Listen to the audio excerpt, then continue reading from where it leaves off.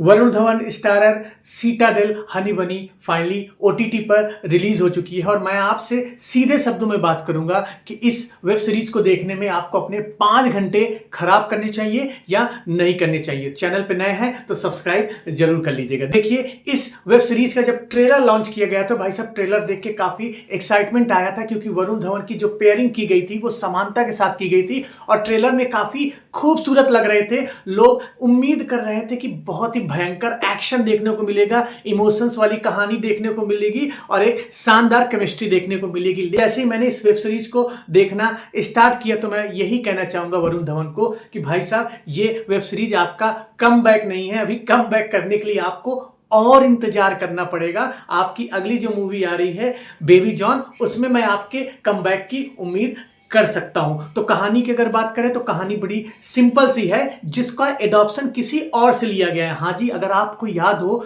बहुत साल पहले प्रियंका चोपड़ा स्टारर एक फॉरेन कंट्री में मूवी आई थी या वेब सीरीज आई थी, आप कुछ भी कह सकते हैं, जहां पे सीटाडेल के ही नाम से रिलीज किया गया था। इसी का ये देसी वर्जन है। हाँ जी, अब देसी वर्जन है तो क्या उस वेब सीरीज को या उस मूवी को देखना जरूरी है? उसके लिए मैं आपको बता देता हूं, जरूरी नहीं है। ये भैया अपने देसी वर्जन में बनाया गया, जिसका उससे कोई ज्यादा खास लेना देना नहीं है, सिर्फ रेफरेंस लिया गया है। और यहां पे वरुण धवन पहले बैक स्टोरी में जाते हैं, 80-90 के दशक में दिखाते हैं, इनका स्ट्रगल जर्नी दिखाते हैं और स्ट्रगल वरुण धवन भी कर रहे होते हैं, समांता भी कर रहे होते हैं। जब दो स्ट्रगलर आपस में मिलते हैं, इनको आपस में प्रेम हो जाता है, एक साथ जीवन व्यतीत करना स्टार्ट करते हैं। उसके बाद जब वरुण धवन के हाथ में बंदूक देखी जाती है तो भाई साहब कहानी बदल जाती है। और जब इसके बाद और कहानी आगे बढ़ती है तो ये दोनों लोग एक बच्ची को बचाने की कोशिश करना स्टार्ट कर देते हैं। और उस बच्ची के पीछे क्यों इतने सारे लोग लगे हैं, क्यों मारना चाहते हैं, क्यों समांता वरुण धवन बचाना चाह रहे हैं, इसी के लिए आपको वेब सीरीज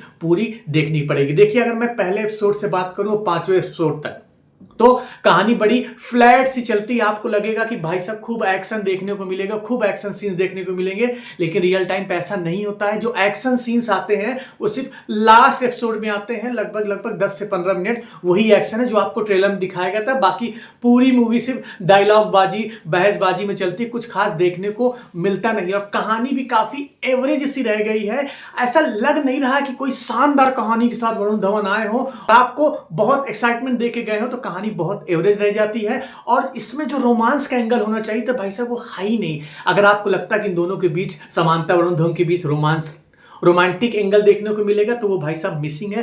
0.1% के आसपास ही है। यहां पे आपको सरल शब्दों में बोलता हूं, इसको देखना है या नहीं देखना है। देखिए, कोई खास वेब सीरीज है नहीं है। अपने 5 घंटे बचाना चाहे तो बचा सकते हैं। इसको अगर नहीं देखेंगे तो कोई रिग्रेट नहीं होगा कि कोई मास्टरपीस आपने मिस कर दिया। लेकिन बहुत खाली समय है, देखना चाह रहे हैं तो इस वेब सीरीज को एक बार देख सकते हैं, लेकिन बढ़ा बढ़ा के देखिएगा। मैंने भी बढ़ा बढ़ा के देखा है, क्योंकि कोई खास इंटरेस्ट लग नहीं रहा था। वैसे आप भी देख सकते हैं।